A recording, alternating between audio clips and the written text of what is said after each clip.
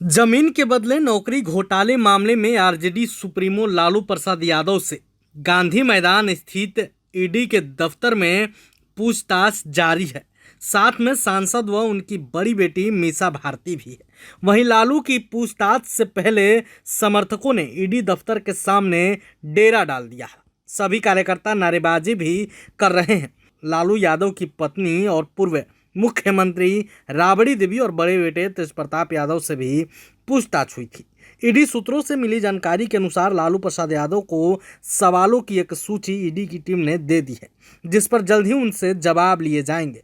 पूछताछ लंबी चलने की भी बात कही जा रही है, लेकिन देखिए इस बीच सियासत भी शुरू हो गई है। निर्दलीय सांसद पप्पू यादव ने ईडी और बीजेपी पर जोरदार हमला किया है। उन्होंने लालू प्रसाद यादव के लिए ईडी और सीबीआई को घेरा है। क्या कुछ कह रहे हैं पप्पू यादव, आप खुद सुनिए। जो आईटी सेल है अब सिर्फ बिहार में ही काम करेगा। भैया है बीजेपी से माइलेज लेना चाहती है। बीजेपी का वोट ज्यादा है नहीं, उसको लगता है कि हमारा और वोट कंसोल करो। 2004 में ये मामला हुआ, तब से लेके न्याय व्यवस्था इतना कमजोर है कि आप न तो सही कर पाए न तो ना कर पाए। या तो नहीं है लालू यादव जी, गलत तंग कर रहे हो आप, या हैं तो आप चुनाव के समय हर साल ईडी सीबीआई सक्रिय क्यों होती है आपकी? चुनाव में ही सक्रिय क्यों होती है? इसका मतलब है मामला बिल्कुल पॉलिटिकलाइज है। बीजेपी की निगाहें कांग्रेस और जदयू पे रहती है, आप इसको समझो। आरजेडी के वही बात तो मैं कह रहा हूं ना भैया, कि मैं बीजेपी से पूछना चाहता हूं और ईडी सीबीआई से कि इसके पीछे पॉलिटिकल रीजन क्या है, ये दुनिया को बता दीजिए। इससे आपको चुनाव में कितना मुनाफा होने वाला है, और इस गेम में हमारा बिहार में तू नटवा तोरा बिहार में हम नटवा, दोनों एक दूसरे के पिच पर फ्री छक्का मार रहे हो क्या?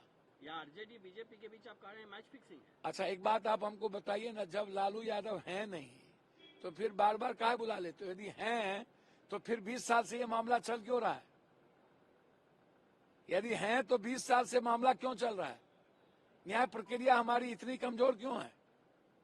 और नहीं है तो फिर बार बार चुनाव के समय ही क्यों बुलाते हो? तो मामला एक दूसरे के पॉलिटिकलाइज नहीं है तो क्या, आप हमको बता दो। तो आपने पप्पू यादव को सुना। पप्पू यादव ही नहीं बल्कि आरजेडी के विधायक भाई वीरेंद्र ने भी ईडी और सीबीआई पर क्या कुछ कहा है, वो भी आप सुनिए। जिस दिन आपराधिक मामले न हो, लूट न हो, चाहे वो पूर्व का भी देख लीजिए, कल भी 1 करोड़ रुपया का लूट हुआ है, और एक केस एक जगह का ऐसे माने जिले में, ऐसी प्रदेश में कई जिले में हुआ होगा। तो लेकिन सरकार नाम का चीज है ही नहीं। सरकार किसी के पॉकेट से चल रही है, किसी के इशारे पर चल रही है, और आजू बाजू बैठने वाले लोग अपराधियों के मददगार हैं। और जिस सरकार में अपराधी मंत्री होता हो, और तो अपराधी तो छुट्टा घूमेगा ही। इसलिए सरकार नाम का चीज नहीं है। मैं सलाह दूंगा माननीय मुख्यमंत्री को कि अपनी इज्जत को बचाना है तो निश्चित रूप से आपको अपने पद से इस्तीफा दे देना चाहिए। लेकिन आरोप तो आप लोग पे लगाता है कि एक अन्य मार्ग से किडनैपिंग होती थी। देखिए आरोप से पहले नहीं, अब वो वाला पुराना टेप रिकॉर्डिंग नहीं चलेगा। आपको 20 साल शासन करने को मिला लगातार, आपने क्या किया? और आपके राज्य में इतनी एनार्की है कि हर विधायक, चाहे जिस पार्टी का विधायक हो, एक तो अपने आप को असुरक्षित महसूस करता है, दूसरा है कि उस विधायक का कहीं कोई पदाधिकारी बात नहीं सुनता है। ये उनके एनडीए के विधायक कहते हैं कि हम जिस शब्दों का प्रयोग उन्होंने किया वो तो मैं नहीं कर सकता, लेकिन उन्होंने जिस शब्दों का प्रयोग किया कि विधायक ये बनकर रह गया है, इसलिए हम समझते हैं कि इस राज्य में जो स्थिति है विधायकों की बहुत ही खराब है। लालू प्रसाद यादव को भी आज ईडी दफ्तर बुलाया गया है।